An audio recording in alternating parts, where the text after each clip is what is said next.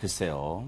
장발장은 배가 고파서 빵을 훔쳤다지만 이 사람은 빵집에 이런 이유로 갔다고 합니다. 홍순빈 아나운서. 네, 지난 수요일 밤 부산의 한 빵집에 50대 남성이 들어섭니다. 네. 그런데 이때부터 빵집에서 한바탕 소동이 벌어지는데요. 네. 남성이 꺼낸 물건을 보고 빵집 주인이 소스라치게 놀랍니다. 허허. 흉기였어요. 아. 이 남성이 흉기를 휘두르면서 주인을 위협하고 돈을 받아채서 달아났는데 네. 범행이 치밀하지 못했던 건지 아니면 그럴 의지가 없었던 건지 아니면 도중에 지쳤던 건지 이 범행 15분 만에 불과 빵집에서 10m 떨어진 곳에서 이 범인이 그대로 현장에서 체포가 됐습니다.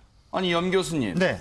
저렇게 흉기로 위협하고 빵집 주인을 위협해서 돈을 빼앗은 사람이 강도인데 네. 누가 봐도 분명한 강도 행위인데 네네. 왜 10m 가게 주변에서 붙잡혔을까요? 발에 무거운 가루 달고 있었습니까 혹시? 본인이 잡히려고 했다라고 해요. 아하. 그러니까 장발장이 생각나는 그런 범죄인데 생활고 때문에 자신이 이제 교도소에 들어가고 싶다라고 해서 강도를 저질렀고 네. 거기서 뭐 10m 떨어진 곳까지 가서 이제 바로 붙잡혀서 현행범으로 네. 체포된 그런 상황인데 아하. 그러니까 이 사람이 지금 자신이 주택을 소유하고 있어가지고 뭐 생활지원 자금이라든지 이런 걸 받지 못하고 네. 결국 생활고를 겪고 있어서 그럼 교도소에 들어가는 게 차라리 낫겠다라고 네. 판단해서 저지른 범행이라는 거죠.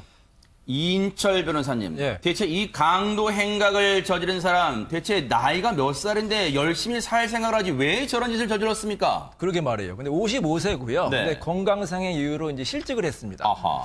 근데 그러면 기초생활수급이라도 받아야 되는 거 아니냐. 근데 이 사람 소유의 명의 집이 있었어요. 아, 그래요? 이게 의문입니다. 그럼 집을 좀 팔면 되지. 집도 팔지 않고 건강상의 이유로 지금 일을 못하니까 굉장히 이제 경제적인 이제 어려움을 겪었던 것 같습니다. 네. 그래서 이제 전기료도 못 내서 전기도 끊기고 네. 심지어는 대출을 갚지 못해서 이제 압류가 들어오는데 굉장히 이제 좀 많은 이제 스트레스를 받았던 것 같아요. 그래서 네. 어쩔 수 없다. 내가 살 길은 교도소 가는 길밖에 없다. 그래서 네. 이런 범죄를 저지른 것으로 보입니다. 그런데 이 얘기를 최단비 변호사님, 일단 경찰이 일단 이 본인 50대 남성의 이 강도 행각을 저지른 50대 남성은 이런저런 사정을 얘기는 하고 있습니다만 경찰이 이 말을 다 고지고대로 믿지는 않을 거 아니에요. 다 꼼꼼히 그 사실관계가 맞는지 따져볼 거 아닙니까? 사실관계가 맞는지 당연히 따져보겠죠. 네. 근데 여러 가지 지금 언론에 알려진 바로는 이 사람이 얘기하고 있는 것이 좀 신빙성이 낮지는 않아 보여요. 아, 그래요? 왜냐하면 빵집에 들어가서 그 절도 행각, 강도 행각을 한 피해 금액이 15,000원 정도이고요. 그리고 그곳에서 멀지 않은 곳에서 잡혔고 네. 범행의 동기를 본인은 극심한 생활고 때문이다. 네. 그리고 이 사람이 집은 있었는데요. 네. 문제는 이 집이 전기료도 내지 못하는 상황이었어요. 거기에다가 전기료도 내지 못하는 극심한 생활고에 이 집에 압류가, 그러니까 돈을 갚아야 되는 것들이 있는데 압류가 들어온 상황이었죠. 그리고 아까 인천 변호사님 같은 말씀은 집을 팔면 되지 않냐는데 사실 집이 파는 게 쉽지가 않습니다. 네. 집이 잘 팔리는 곳도 있지만 안 팔리는 것도 있고 우리가 젊을 때는 뭐 20년 이렇게 기간을 주고 내가 집을 대출을 갚아나가면서 사야지 하는데 갑자기 이렇게 본인의 생활이 없어지면 집 팔기가 어렵기 때문에 이런 모든 것들 아하. 때문에 사실은 그런 생활고가 있다고 하더라도 저런 네. 선택을 하면 안 되죠. 그렇죠. 하지만 본인의 입장에서는 굉장히 극단적인 선택을 했다. 네. 하지만 결과가 결코 옳은 선택은 아니었다. 그렇죠. 이렇게 보입니다. 그런데 홍순빈 아나운서 앞서 당시 상황 이해를 돕기 위해서 그림을 저희가 보여드렸고 사파를 저희가 보여드렸는데 사파에 보면은 덜덜 떤다는 듯한 느낌이 있어. 이게 왜 그런 거예요? 이 지금 남성이 범행 후에 갑자기 사람들이 자신한테 몰려드니까 멀리 도망가지는 못하고 그 흉기를 들고 그 자리에서 덜덜덜덜 이렇게 떨면서 네. 긴장한 모습을 보이고 있었다고 합니다. 아니 그러면 저게 어디 그 몸이 아파서 덜덜 떤 건지 아니면 무서움했던 건지 두려움했던 건지 아니면 후회했던 건지 이 사람 전과는 없어요? 이 사람 보니까 동정전과는 없는 것으로 확인이 됐고요. 단순히 교도소를 갈 목적으로 범행을 저질렀다고 진술을 하고 있습니다. 당시 출동해서 현장에서 이 강도 행각 벌인 남성 검관 경찰 얘기 들어보시고 이어가 보도록 하겠습니다. 가족들은 계신데 이제 왕래를 안 한 지 오래됐고 이제 혼자 뭐 그냥 혼자 생활하다 보니까 수입도 없고 이래가지고 배가 고파서 이제 그 범행을 하고 자수하려고 그렇게 사건이 된 겁니다. 잡힐 당시에도 이제 교도소 가고 싶다고 그렇게 말씀하시면서 이제 현행범 체포되신 겁니다. 너무 배고파서 범행했다고. 서인인데 몸무게가 한 40kg 정도 될 정도로 이제 못 먹어가지고 살 빼쩍 마르시고 그런 상태에서 당뇨도 한 20년 정도 있고 간경변도 있고 지금 한 1년 정도 되신 것 같은데 동사무소에서 네.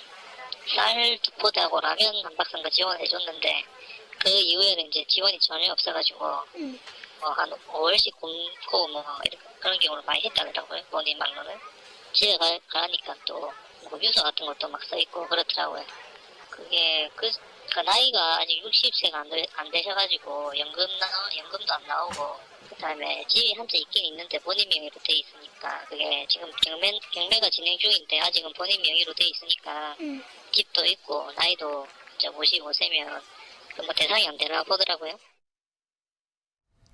어떤 이유로 가족과의 연락도 끊겼는지는 모르겠습니다만 어쨌든 이호선 교수님 아무리 그렇더라도 절대 이 범죄 행각이 미화될 수 없어요. 두둔할 수는 없어요. 그리고 병이 있다, 당뇨가 있고 하더라도 그럼 이 세상에 전국에 지금도 수십 년째 당뇨로 고생하시는 분들은 다 저런 짓 저지릅니까? 열심히 사는 분도 있어요.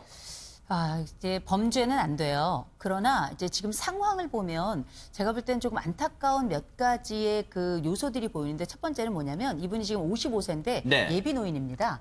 이 예비 노인이라고 하는 건 뭐냐면 사실 사회에서는 더 이상 활동을 하지 못하고 그리고 노인으로 아직 진입하지도 못하고 그래서 노인의 혜택도 받지 못하고 사회적인 서비스도 네. 사실은 받지 못하는 상황에 있는 게 지금 요 사이에 끼어 있는 우리가 흔히 복지 사각지대라고 하는 네. 그런데 이제 이게 어떤 방식이냐면 첫째 연금도 아직 받을 수가 없는 상태고요. 네. 그렇다고 직업이 있는 것도 아니고요. 네. 그렇다고 해서 지금 현재 사용할 수 있을 만한 현금이 있는 것도 아니고 네. 또 집에 있다 보니까 기초생활수급 서비스도 받을 수가 없는 상황이고요. 거기다가 지금 현재 건강 상태도 50대 중반이면 아직 왕성한 네. 중년기라고 할 수 있을 네. 그렇게 볼 수도 있는데 40kg 더군다나 성인 남성이 네. 그럼 건강 상태도 굉장히 취약하다는 건데 네. 게다가 혼자 산다면 주변에 도움을 주는 사람도 없었던 거잖아요. 네. 이럴 때 사회가 이 사람을 어떤 식으로 바라보고 어떻게 도움을 줄 것인가에 대한 이 뚫린 사회적 구멍을 네. 지금 이 사건을 통해서 볼 수 있는 게 아닌가 싶습니다. 차라리 교도소가 낫다면서 교도소행을 선택했다. 삼시세끼 밥이 제때 나오니까. 하지만 과연 이걸 글쎄요. 연민만으로 이 사건을 바라볼 수 있을지 의문이 듭니다.